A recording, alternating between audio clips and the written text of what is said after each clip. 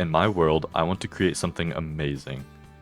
But as it stands, I've barely put a dent into it.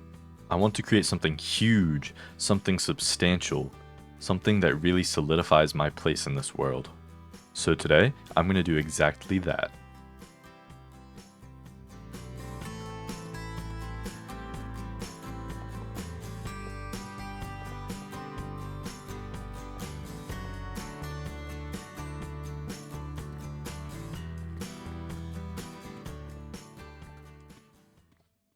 Hi guys, welcome back, or welcome in if this is your first time.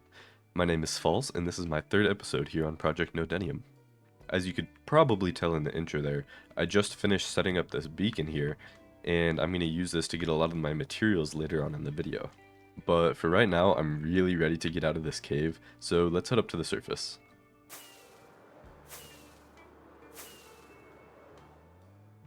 Alrighty, now that we're back to the fresh air, let's kind of walk around my base a little bit. Right here is the train that I built as my starter base in episode 1, and then over here is the rail yard stop that I built in episode 2. Now that I have sort of an area established, I want to kind of broaden my horizons over this way today. So in case you somehow couldn't figure it out yet, my plan for today is to build an awesome mountain over in this direction. Not only will a mountain help to set my base into scale, it'll also help to kind of prove me as a builder, I feel like. Now, if you're wondering why I feel like I have to prove myself, I think it's easier to just show you rather than tell you. So right now, I'm sitting outside of the entrance to a huge redstone game made by another member on the server, and its name is called Lab Rats. Lab Rats is a huge redstone minigame that took around 3 years to make, I believe, and I've never actually gotten the chance to play it before, so let's go do that.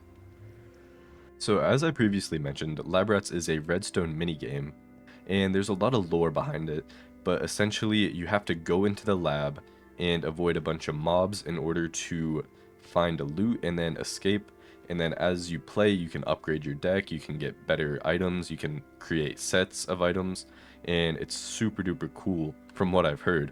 So let's go give it a try.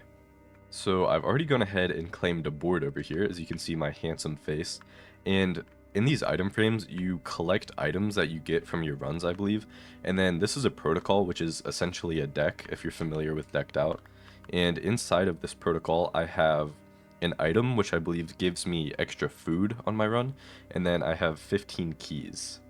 Alright, so I guess I just have to take everything off of me then, and I honestly don't know what to do with this key card, or key crad, I guess that's a typo, but yeah, I guess we'll figure it out. Okay, so it says if the lamp is off, I need to insert a key access. So that's what this is. So I do need to insert one, but I don't know where. Oh, okay. I was just supposed to put it in the barrel. That's kind of embarrassing. Okay. Um, now let's try that. Preparing the airlock. Okay, now I can go into the airlock. I think I'm good now. So I activate Airlock this. procedure initiated. Please This is so stand by. cool. Airlock doors open. Okay. Operation Artifact Recovery is now in effect. Oh, I forgot to eat before I came in. Uh-oh. Alright, we're going for baby difficulty, obviously. Difficulty level selected. Baby. Objectives located very close. Okay, now I gotta wait for my thing up here? Right, there we go. Alright. Do I crouch under here? I guess I crouch under here. So this compass leads me to my loot? Oh boy. What is that? Okay. Oh, what's this? Okay, scraps. Scraps are the currency, I think, of the game. Like, that's how you buy new protocols and stuff, I think. What is that noise? I don't know what that sound is. Oh, there's more scraps. Oh, there's a lot of stuff in here. Holy cow. A ton of food, too. Let's go. There's lava. I don't want to go across that. Oh, hello. Hello. Hello. Hello. I'm going across that. Oh, oh, that was scary. That was stressful. I didn't think I was going to make that jump. My compass is taking me over here. Oh, there's Ravager right there. And my thing is in the middle of that room, I think. Oh no, oh no, oh no, oh no. Oh, get juked. Oh, get juked. Where do I go? How do I get away from this guy? Did I just block myself in? No, I'm good. I gotta find a way to get past him and get my compass there. I'm gonna die if I come out here. Gotta go around. Ooh, oh, no, no, no. Oh, oh, I forgot to set my spawn too. I'm back at spawn. Oh man, now I have to run all the way back. Okay, this game is really, really cool, but I'm gonna need a lot of practice before I can actually get good at this. Yeah, that'll be for another day, I think. If you want to see me play more of this, let me know. I was kind of thinking about streaming it. I don't know if anybody would be interested in that, but yeah, let me know. Alrighty, that being said, I think it's finally time to get this build underway, so let's hop into a little cinematic of material gathering.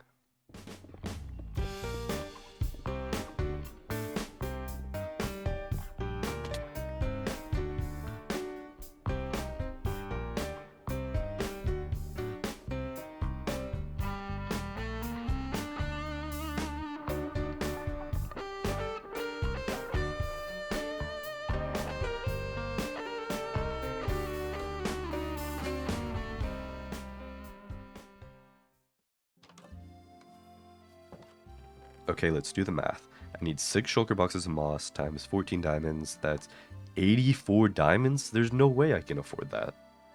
Unless I get enough diamonds soon, I guess I'm gonna have to call it quits. There's gotta be some way to get some diamonds. Oh, a casino. I guess I'll go check it out. Alright, I'll just do a couple of slots. No, that was all of my money. How am I gonna pay rent?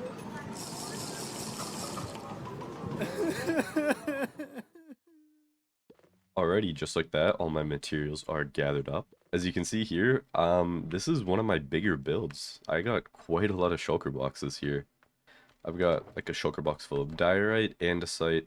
I think this is 6 of stone, 3 of tough, a couple like random things, terracotta, gray wool, deep slate, and then all the green ones are moss. But honestly, the material gathering wasn't too bad because it is a lot of shulker boxes, but it was just kind of a lot of the same thing. And honestly, I could buy a good portion of the stuff, so it wasn't too bad. But yeah, now that I have all my materials, it's time to take them over that direction and get to building. There's not really much left to be said, so let's get into it.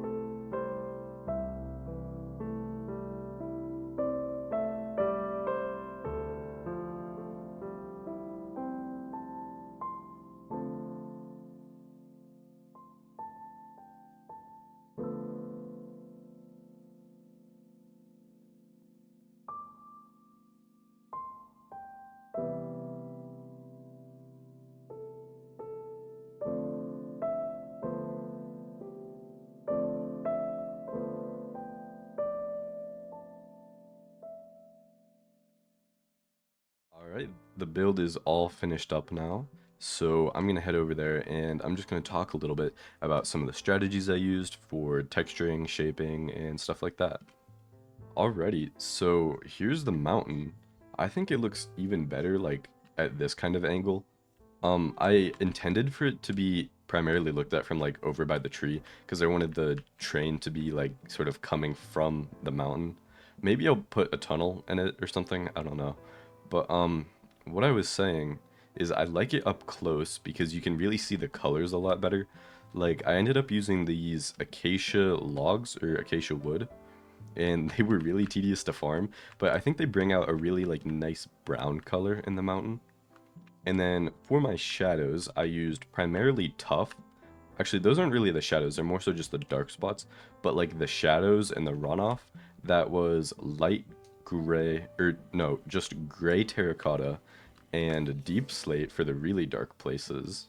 And I really tried to put those dark colors in places where maybe the sun isn't hitting, or like say there's snow up here. This could be like a place of runoff, like the snow drips through there and makes it like damp. And then along these ridges here, like here and over here, I used light gray wool because it's a little bit lighter than stone, so it's just kind of like the sun is reflecting off of it or something like that. Then up top here, this is one of my favorite parts. I used diorite around the snow to kind of blend it in with the stone, and it looks really, really noisy up close. But if I go into free cam here and fly away a little bit, it really helps to like blend it in and make it not stick out as much. And in case you couldn't tell from the cinematic, yeah, it is kind of just a facade right now, unfortunately. But I do plan on fixing that. It's just, this is already an insane amount of work for one video. Like, this was tens of thousands of blocks. So yeah, we'll get to that another time. And then also, with all this empty green space, I'm thinking of putting in like a bunch of pine trees, and I've actually already started designing those, but again, just not enough time to do that right now. Also, I'm standing on the back of my train right now with the unfinished rails down there. I don't know if you can see that, but man, this is actually a really nice view of it too. This is a nice angle. Alrighty, I just got on the creative server really quick because I kind of want to show you guys how I built this thing. So the first thing I did was just build all this moss in. I just used the modeling tool and then I put it on smart surface so I can kind of create like planes. For the actual mountain, I used a combination of tools. So the first thing I did was use the path tool to kind of create a point in the air. Then I just brought lines out from there, as you can see, sort of like the ridges. And I also used a little bit of like a spline to make it a little bit more organic. And then once again, to fill in the gaps between those, I used the modeling tool again, and you can kind of create some interesting like crevices with that if you play around with it enough. So after I filled in the whole thing with stone, I really focused on making like a nice silhouette with a couple of different peaks. Then I went in like with one color at a time. So the first thing I did was do my highlights with the light gray wool. Then I moved into the shadows with the deep slate and gray terracotta. And then I brought some little warmer tones out with the tuff and acacia wood. And then to get the snow, I used the noise painter tool, and I pretty much just left it on the default setting and just spread it around. I didn't do the whole thing in one pass, like I did little chunks, and then I would go in manually with the diorite to kind of shape it out a little bit. I think it's really important to use the noise painter tool to get the snow, because if you look at a real mountain, there's not like a harsh cutoff line of where there's snow and where there's not. And the snow can melt down, it can slide, there can be like avalanches. So there would be snow kind of deeper down and in the crevices. You gotta account for the runoff. And obviously this is very like kind of basic. It is my first mountain ever, but from far away, I think it really gets the point across, and that's mainly what I was going for here. If you made it this far in the video, I'd just like to say thank you so much for watching. It really means a lot to me. I tried a little bit of different stuff this video, like the lab rats run, so if you like those kind of segments, please let me know, because I thought it was pretty fun, but I'm not sure if you guys will like it. Moving forward, I would really like to start having other people in my videos and start having more like interesting segments like that. I feel like I really get into this rhythm of just material gathering and building, and I think it can get really repetitive, so I want to switch it up a little bit. But again, thank you so much for watching. I hope you enjoyed the video. If you did, maybe consider subscribing, and I'll see you in the next one.